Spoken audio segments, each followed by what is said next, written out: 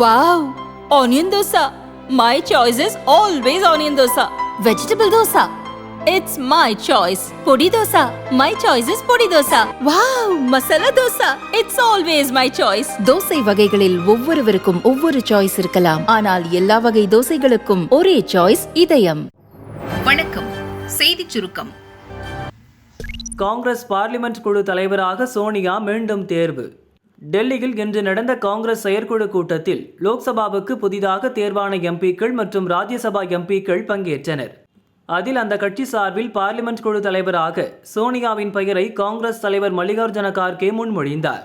அதைத் தொடர்ந்து காங்கிரஸ் தலைவர்கள் கௌரவ் கோகாய், தாரிக் அன்வர், கே சுதாகர் ஆகியோர் சோனியா காந்தியின் பெயரை வழிமொழிந்தனர். இதையடுத்து காங்கிரஸ் பார்லிமெண்ட் குழு தலைவராக அக்கட்சியின் பார்லிமெண்ட் உறுப்பினர்கள் அனைவரும் சோனியாவை ஒருமனதாக தேர்ந்தெடுத்துள்ளனர். பிரதமர் பதவியேற்பு விழாவில் எதிர்க்கட்சிகள் புறக்கணிப்பா? லோக்சபா தேர்தலில் தேசிய ஜனநாயக கூட்டணி 293 இடங்களில் வெற்றி பெற்றதை அடுத்து கூட்டணி எம்பிக்கள் சார்பில் நரேந்திர மோடி பிரதமராக தேர்வு செய்யப்பட்டார். அதற்கான கடிதத்தை ஜனாதிபதியிடம் வழங்கியதை அடுத்து அவரை பிரதமராக பதவியேற்கும்படி ஜனாதிபதி முர்மு அழைப்பு விடுத்தார். நாளை மாலை 7:15 மணிக்கு டெல்லியில் நடக்கும் பிரம்மாண்ட விழாவில் பிரதமராக பதவியேற்கும் மோடிக்கு ஜனாதிபதி முர்மு பதவி பிரமாணம், ரகசிய காப்பு பிரமாணமும் செய்து வைக்கிறார். தொடர்ந்து புதிய மத்திய அமைச்சர்களும் பதவியேற்க உள்ளனர். பதவியேற்பு விழாவில் பங்கேற்க வங்கதேசம், நேபாளம், பூட்டான், இலங்கை, மாலத்தீவு உள்ளிட்ட அண்டை நாடுகளின் தலைவர்களுக்கு அழைப்பு விடுக்கப்பட்டுள்ளது. ஆனால் காங்கிரஸ் மற்றும் கிண்டி கூட்டணி கட்சிகளுக்கு இதுவரை அழைப்பு வரவில்லை என காங்கிரஸ் செய்தி தொடர்பாளர் ஜெயராம் ரமேஷ் தெரிவித்தார். நாளை மத்தியில் புதிய அரசு பதவியேற்கிறது. இந்த நிகழ்ச்சியில் பங்கேற்கும்படி வெளிநாடுகளைச் சேர்ந்த தலைவர்களுக்கெல்லாம் அழைப்பு விடுத்துள்ளனர். ஆனால் காங்கிரஸ் மற்றும் அதன் கூட்டணி கட்சி தலைவர்கள் ஒருவருக்கும் இதுவரை அழைப்பு வரவில்லை.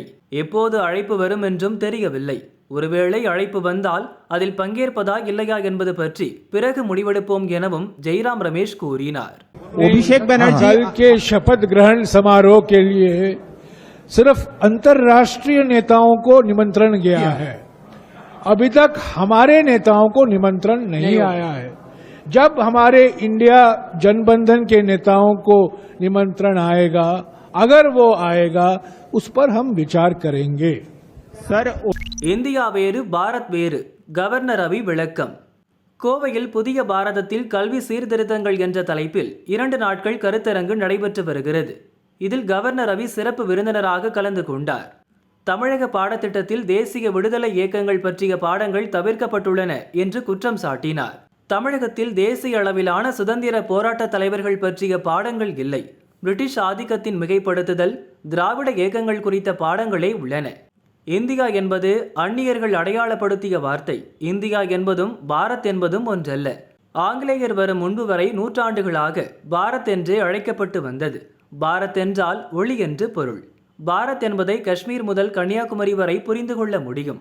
இந்தியா என்பது பாரத் என்பதை ஒத்த அர்த்தம் அல்ல. பாரத் என்பதை இந்தியா எனும் கண்ணோட்டத்தில் பார்க்க வேண்டும் என கவர்னர் ரவி பேசினார். நீங்க தான் அடுத்த பிரதமர், நிதிஷ்குமாருக்கு சலுகை. லோக்சபா தேர்தலில் பாஜகவுக்கு தனி மெஜாரிட்டி கிடைக்காவிட்டாலும் அக்கட்சி தலைமையிலான என்டிஏ கூட்டணி பெரும்பான்மை இடங்களை வென்றது. பீகார் முதல்வர் நிதிஷ்குமாரின் ஜேடியு கட்சி, சந்திரபாபு நாயுடுவின் டிடிபி உள்ளிட்ட கூட்டணி கட்சிகள் தயவுடன் பாஜக மீண்டும் ஆட்சி அமைக்கிறது. ஞாயிறு மாலை 3வது முறை பிரதமராக மோடி பதவியேற்க உள்ளார். ஜனாதிபதி மாளிகையில் கோலாகலமாக விழா நடக்கிறது. முன்னதாக நிதிஷ் மற்றும் சந்திரபாபு நாயுடுவை தங்கள் பக்கம் இழுத்து இண்டி கூட்டணி ஆட்சி அமைக்க முயற்சி செய்யும் என்று யூகங்கள் கிளம்பின. ஏற்கனவே அணிகள் மாறுவதில் நிதிஷ்குமார் வல்லவர். இண்டி கூட்டணிக்கு முதலில் அச்சாரமிட்டது கூட அவர்தான். இண்டி கூட்டணி வலுவாக உருவெடுத்து வந்த நேரத்தில் திடீரென பாஜக கூட்டணிக்கு பல்டி அடித்தார். எனவே அவர் மறுபடியும் எளிதில் இண்டி கூட்டணிக்கு தாவக்கூடும் என்ற சந்தேகமும் இருந்தது. ஆனால் இப்படி எந்த முயற்சியையும் நாங்கள் செய்ய மாட்டோம். பாஜக கூட்டணியை ஆட்சி அமைக்க விடுவோம். பின்னர் அரசியல் சூழலுக்கு ஏற்ப முடிவுகளை எடுப்போம் என்று இண்டி கூட்டணி அறிவித்தது. இன்னொரு பக்கம் பாஜகவின் என்டிஏ கூட்டணியில் உறுதியாக இருப்போம் என்று சந்திரபாபு நாயுடுவும் நிதிஷும் அறிவித்தனர். இப்போதைக்கு எந்த சிக்கலுமின்றி பாஜக ஆட்சி அமைக்கும் சூழல் ஏற்பட்டுள்ளது. இந்த நிலையில்தான் நிதிஷுக்கு பிரதமர் பதவி தருவதாக கூறி இண்டி கூட்டணி இழுக்க பார்த்தது என்ற தகவல் வெளியாகி அதிர்ச்சியை ஏற்படுத்தியுள்ளது. இந்த ரகசியத்தை உடைத்தவர் நிதிஷின் ஜேடியு கட்சி மூத்த தலைவர் கேசி தியாகி. அவர் கூறியதாவது: பிரதமர் பதவி தருவதாக இண்டி கூட்டணி பக்கமிருந்து நிதிஷுக்கு ஆஃபர் வந்தது. முன்பு இண்டி கூட்டணியின் ஒருங்கிணைப்பாளர் பொறுப்பை நிதிஷுக்கு தர மறுத்தவர்கள் இப்படி ஒரு சலுகையை அறிவித்தனர். ஆனால் அதை நிதிஷ் ஏற்க மறுத்து விட்டார். நாங்கள் என்டிஏ கூட்டணியில் உறுதியாக உள்ளோம் என்று தியாகி சொன்னார். இண்டி கூட்டணியை சேர்ந்த எந்த தலைவர்கள் நிதிஷிடம் பேச்சுவார்த்தை நடத்தியது என்று தியாகியிடம் கேட்டபோது யார் பெயரையும் குறிப்பிட அவர் மறுத்து விட்டார். சில தலைவர்கள் நிதிஷ்குமாரை நேரடியாக அணுகி பேசினர். ஆனால் நாங்கள் இண்டி கூட்டணியை விட்டு விலகி என்டிஏவில் சேர்ந்து விட்டோம், மீண்டும் இண்டி கூட்டணிக்கு போகும் எண்ணமில்லை என்று தியாகி சொன்னார். அதே நேரத்தில் ஜேடியு கட்சியின் இந்த கருத்தை காங்கிரஸ் திட்டவட்டமாக மறுத்துவிட்டது. இது அர்த்தமற்ற குற்றச்சாட்டு என்று காங்கிரஸ் பொதுச் செயலாளர் கேசி வேணுகோபால் கூறினார். அரசியல் வாரிசு யார்? மனம் திறந்த நவீன் பட்நாயக். ஒடிசாவின் மூத்த அரசியல் தலைவர் முன்னாள் முதல்வர் பிஜு பட்நாயக், அவரது மகன் நவீன் பட்நாயக் தந்தை பெயரில் பிஜு ஜனதா தளம் கட்சியை நடத்தி வந்தார். 2000ஆம் ஆண்டு முதல் தொடர்ந்து சட்டசபை தேர்தல்களில் வென்று 5 முறை முதல்வராக இருந்தார். இந்தியாவில் அதிக காலம் பதவியில் இருந்த 2வது முதல்வர் என்ற பெருமையுடன் அவர் 2024 சட்டசபை லோக்சபா தேர்தலை சந்தித்தார். ஆனால் பாஜக வெற்றி பெற்று ஆட்சியை கைப்பற்றியது. நவீன் பட்நாயக் வெற்றி பெற்று மீண்டும் முதல்வராகி இருந்தால் நாட்டிலேயே நீண்ட காலம் முதல்வராக இருந்தவர் என்ற பெருமையை அவர் பெற்றிருப்பார். துரதிருஷ்டவசமாக அந்த வாய்ப்பை இழந்துள்ளார். மாநில சட்டசபை தேர்தல் தோல்விக்கு பல காரணங்கள் சொல்லப்பட்டாலும் நவீன் பட்நாயக்கின் அருகிலேயே இருந்து அரசியல் செய்த ஐஏஎஸ் அதிகாரி VK பாண்டியனும் ஒரு காரணம் என்கின்றனர். மதுரை மாவட்டத்தைச் சேர்ந்த பாண்டியன் நவீன் பட்நாயக்கின் தனி செயலராக பணிபுரிந்து அவர் கேட்டுக்கொண்டதற்கு இணங்க பதவியை ராஜினாமா செய்துவிட்டு அரசியலுக்கு வந்தவர். நடந்து முடிந்த சட்டசபை தேர்தலில் நவீன் பட்நாயக்கின் தேர்தல் பிரச்சாரங்களுக்கான வியூகங்களை வகுத்ததுடன் அவரும் தனியாக மாநிலம் முழுவதும் பிரச்சாரம் செய்தார். பாஜக தனது பங்குக்கு தேர்தல் பிரச்சாரத்தில் பாண்டியனை மையப்படுத்தி அரசியல் கணைகளை வீசியது. ஒடிசாவை மண்ணின் மைந்தர்கள்தான் ஆள வேண்டும் என பிரதமர் மோடியும் அமித்ஷாவும் பிரச்சாரம் செய்தனர். அதுவும் நவீன் பட்நாயக்கின் ஆட்சியை முடிவுக்கு கொண்டு வந்துள்ளது. இந்த நிலையில் தனது அரசியல் வாரிசு தொடர்பான சர்ச்சைக்கு நவீன் பட்நாயக் முற்றுப்புள்ளி வைத்துள்ளார். ஜனநாயகத்தில் வெற்றியும் வரும், தோல்வியும் வரும். நீண்ட காலம் ஆட்சியில் இருந்த பிறகு தோல்வி வந்திருக்கு. அது மக்கள் தீர்ப்பு, ஏத்துக்கிட்டு தான் ஆகணும். ஒடிசாவின் 4.5 கோடி மக்கள் தான் என்னுடைய குடும்பம். அவங்களுக்கு எந்த வகையிலெல்லாம் சேவை செய்ய முடியுமோ அதை தொடர்ந்து செய்வேன். VK பாண்டியன் பற்றி வெளிவரக்கூடிய விமர்சனங்கள் என்னுடைய கவனத்துக்கு வந்துச்சு. அது துரதிருஷ்டவசமானது. கடந்த 10 ஆண்டுகளில் ஒரு அதிகாரியா அவர் அரசுடைய பல துறைகளில் சிறப்பாக செயல்பட்டார். 2 புயல்கள் வந்தபோதும் கொரோனா காலத்திலும் அவருடைய பணிகள் மக்களுக்கு ரொம்ப உதவியா இருந்துச்சு. இந்த பணிகளுக்கு அப்புறம் அவர் வேலையிலிருந்து ஓய்வு பெற்று என்னுடைய கட்சியில சேர்ந்தார். அங்கேயும் அவர் சிறப்பா பணியாற்றினார். அவர் ரொம்ப நேர்மையானவர். அதுக்காக அவர் நினைவு கூர்ந்தே ஆகணும். என்னுடைய உடல்நலம் ரொம்ப நல்லா இருக்கு. கடந்த மாசம் கூட தீவிர பிரச்சாரம் செஞ்சேன். பாண்டியன் கல்வி, விளையாட்டு, கோவில் மறு நிர்மாண பணிகள்ல அரசுக்கு உதவியா இருந்தாரு. ஆனா அவர் பிஜு ஜனதா தளம் கட்சியில எந்த பதவியும் இல்லாம தான் சேர்ந்தாரு. என்னுடைய அரசியல் வாரிசு பத்தி பல முறை கேள்விகள் வந்திருக்கு. அது பாண்டியன் இல்லைன்னு நான் ரொம்ப தெளிவா சொல்லியிருக்கேன். மறுபடியும் சொல்றேன், என்னுடைய அரசியல் வாரிசை ஒடிசா மக்கள் தான் முடிவு செய்வார்கள் என்றும் நவீன் பட்நாயக் கூறினார். கரும்பு விவசாயி சின்னத்துக்கு எங்க 79,000 ஓட்டு போயிருச்சே. நடந்து முடிந்த லோக்சபா தேர்தலில் நாம் தமிழர் கட்சி தனித்து போட்டியிட்டது. அவர்கள் கேட்ட கரும்பு விவசாயி சின்னம் கிடைக்கவில்லை. மைக் சின்னத்தில் களமிறங்கியது நாம் தமிழர் கட்சி. கரும்பு விவசாயி சின்னம் கர்நாடகாவைச் சேர்ந்த பாரதிய மக்கள் ஐக்கிய கட்சிக்கு ஒதுக்கப்பட்டது. தமிழகத்தில் சில சுயேட்சை வேட்பாளர்களுக்கும் கரும்பு விவசாயி சின்னம் ஒதுக்கப்பட்டது. கடைசி நேரத்தில் கிடைத்த மைக் சின்னத்துடன் 40 தொகுதிகளிலும் நாம் தமிழர் கட்சி போட்டியிட்டது. வெற்றி கிடைக்கவில்லை என்றாலும் 8.16% ஓட்டுகள் பெற்று மாநில கட்சிக்கான அங்கீகாரத்தை பெற்றுள்ளது. அதே சமயம் நாம் தமிழர் கட்சி விரும்பிய கரும்பு விவசாயி சின்னத்தில் பாரதிய மக்கள் ஐக்கிய கட்சி வேட்பாளர்கள் 5 இடங்களில் போட்டியிட்டனர். 13 இடங்களில் சுயேட்சை வேட்பாளர்கள் அந்த சின்னத்தில் போட்டியிட்டனர். முடிவில் கரும்பு விவசாயிகள் சின்னத்துக்கு மொத்தமாக 79,203 ஓட்டுகள் விழுந்துள்ளது. குறிப்பாக 7 தொகுதிகளில் 5,000க்கும் அதிகமான ஓட்டுகள் பதிவாகி உள்ளன. அதிகபட்சமாக திருப்பூரில் கரும்பு விவசாயி சின்னத்தில் நின்ற சுயேட்சை வேட்பாளருக்கு 7,125 ஓட்டுகள் கிடைத்துள்ளது. எங்களுக்கு கிடைக்க வேண்டிய 79,000 ஓட்டுகள் சின்னம் பிரச்சனையால் இப்படி வழிமாறி போய்விட்டது என குமருகின்றனர் நாம் தமிழர் கட்சியினர்.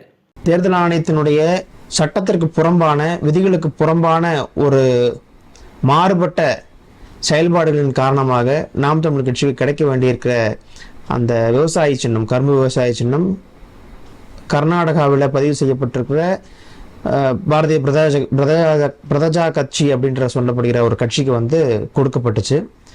அவர்களும் வந்து சின்னத்தை அறிமுகப்படுத்துகிறோம் என்ற போர்வையில் திமுகவினுடைய கொடிகளை கட்டியிருக்கிற வாகனங்களில் வந்து அவர்களுடைய கட்சி சின்னத்தை வந்து அறிமுகப்படுத்தியிருக்கிற காட்சிகளையும் மக்கள் வந்து பார்த்தாங்க. ஊடகங்களில் வெகு விமர்சையாக அது வந்து விமர்சனம் பண்ணப்பட்ட நிலைமையை நம்ம பார்த்தோம். இது என்னன்னா, தொடர்ச்சியாக ஒரு தமிழ் தேச எழுச்சி அப்படின்றது இந்த மண்ணில் வந்து விடவே கூடாது, ஒரு மாற்று அரசியலை இந்த மண்ணில் யாரும் முன்வைத்திடக்கூடாது என்பதற்காக ஆரியமும் திராவிடம் கைகோத்த நிலைமையை தான் நம்ம இந்த தேர்தலில் வந்து வெகு கண்கூடாக பார்த்தோம். ஏறக்குறைய இந்த பாரதிய பிரஜா கட்சியினுடைய வேட்பாளர்களாக எல்லா தொகுதியிலையும் வேட்புமனு தாக்கல் செய்தவர்கள் வந்து கரும்பு விவசாய சின்னத்தை வந்து பெற்றிருக்கிறாங்க. அதில் ஒரு சில இடங்களில் அவங்களுக்கு வேட்பாளர் இல்லாத நிலைமையில அந்த சின்னத்தை யாருக்கு நாங்கள் கொடுக்கக்கூடாது அப்படின்றத வந்து நாங்கள் தேர்தல் ஆணையத்துக்கு அறிவித்திருந்த போதும் தேர்தல் ஆணையம் அதை செவிமடுக்காமல் இண்டிபெண்ட் சுயேட்சை வேட்பாளர்களுக்கு அந்த சின்னத்தை வந்து ஒதுக்கி இருக்கிறாங்க. இதை அந்த பிரஜா கட்சியினுடைய வேட்பாளராக திருப்பூரில் போட்டியிட்டவர் எங்களுடைய பரப்புரைகளை எல்லாம் பார்த்து எங்களுடைய வேட்பாளர் வந்து பேசினதையெல்லாம் கேட்டு தன்னுடைய உண்மையை உணர்ந்து நான் வந்து தப்பு பண்ணிட்டேன், நான் இந்த மாதிரி தவறான இனிமேல் செய்ய மாட்டேன், ஓட்டும் உங்களுக்கு தான் போடுவேன் என்று சொல்லி இறுதி நாளில் தன்னுடைய வேட்புமனுவை வந்து வாபஸ் பெற்ற காட்சியும் இந்த தமிழக மக்கள் பார்த்தாங்க. அதற்கு பிறகு அந்த சின்னத்தை, கரும்பு விவசாய சின்னத்தை அங்கே போட்டிட்டு இருக்கிற ஒரு சுயேட்சை வேட்பாளருக்கு கொடுத்திருக்கிறாங்க. தமிழ்நாட்டிலேயே மிக அதிகபட்சமாக 7125 வாக்குகளை வந்து அந்த சுயேட்சை வேட்பாளர் திருப்பூர் நாடாளுமன்ற தொகுதியில் பெற்றிருக்கிறார். அப்படி பார்த்தா எல்லா நாடாளுமன்ற தொகுதிகளிலும் ஏறத்தாழ 80,000 வாக்குகளை கரும்பு விவசாயி பெற்றிருக்கிறான். அந்த கரும்பு விவசாயினுடைய வாக்குகள் அனைத்தும் நாம் தமிழர் கட்சியினுடைய வாக்குகள் என்பதில் எந்த விதமான மறுப்பும் மாற்று கருத்தும் யாருக்கும் இருக்க போவதில்லை. மக்களுக்கும் அது நன்றாக தெரியும். அடுத்தடுத்து குவியும் புகார்கள். பூதாகரமாகும் நீட் விவகாரம். முறைகேடு நடந்தது உண்மையா? இளநிலை மருத்துவ படிப்பில் சேர்வதற்கான நீட் நுழைவுத் தேர்வு முடிவுகள் 4ஆம் தேதி வெளியாகின. நாடு முழுவதும் 23.33 லட்சம் பேர் தேர்வெழுதிய நிலையில் 13.16 லட்சம் பேர் தேர்ச்சி பெற்றவர்களாக அறிவிக்கப்பட்டனர். கடந்த ஆண்டு 11.46 லட்சம் பேர் தேர்ச்சி பெற்றிருந்த நிலையில் இந்த ஆண்டு தேர்ச்சி விகிதம் கணிசமாக உயர்ந்தது. தவிர வேறெந்த ஆண்டும் இல்லாத வகையில் 67 பேர் 720க்கு 720 மதிப்பெண்கள் பெற்றனர். ஹரியானா மாநிலம் ஃபரீதாபாத்தில் உள்ள ஒரே தேர்வு மையத்தில் தேர்வெழுதிய 8 பேர் டாப்பர்ஸ் பட்டியலில் இடம் பிடித்தனர். அதிகம் பேர் தேர்ச்சி பெற்றுள்ளதால் இந்த ஆண்டு MBBS சீட் கிடைப்பதில் கடும் போட்டி ஏற்பட்டுள்ளது.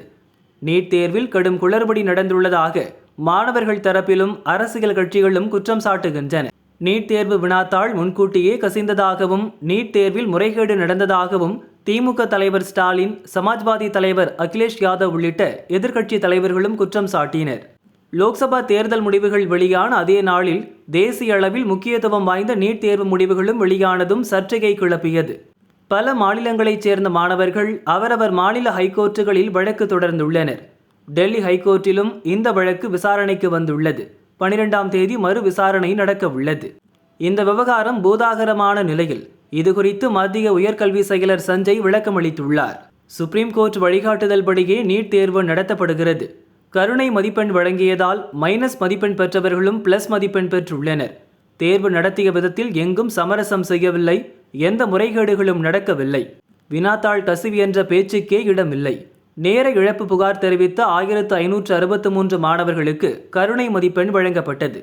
சத்தீஸ்கர், குஜராத், மேகாலயா, ஹரியானா மாநிலங்களில் உள்ள 6 தேர்வு மையங்களில் தேர்வெழுதிய மாணவர்களுக்கு இந்த கருணை மதிப்பெண் வழங்கப்பட்டது. முறைகேடு தொடர்பான புகார் குறித்து விசாரிக்க UPSC முன்னாள் தலைவர் தலைமையில் கல்வியாளர் குழு அமைக்கப்படும். தேர்வு மையத்தின் CCTV காட்சிகள் ஆய்வுக்கு உட்படுத்தப்படும். ஒரு வாரத்திற்குள் ஆய்வுக்குழு விசாரணை அறிக்கையை சமர்ப்பிக்கும். அதன் பிறகு அடுத்த கட்ட நடவடிக்கை மேற்கொள்ளப்படும் என்றும் அவர் கூறினார். குண்டர் தடுப்புச் சட்டத்தில் சவுக்கை கைது செய்தது ஏன்? லிஸ்ட் போட்ட போலீஸ். தமிழக பெண் போலீசார் பற்றி அவதூறாக பேசிய வழக்குகளில் சவுக்கு சங்கரை கைது செய்த போலீசார் சிறையில் அடைத்தனர். அவர் மீது குண்டர் சட்டமும் பாய்ந்தது.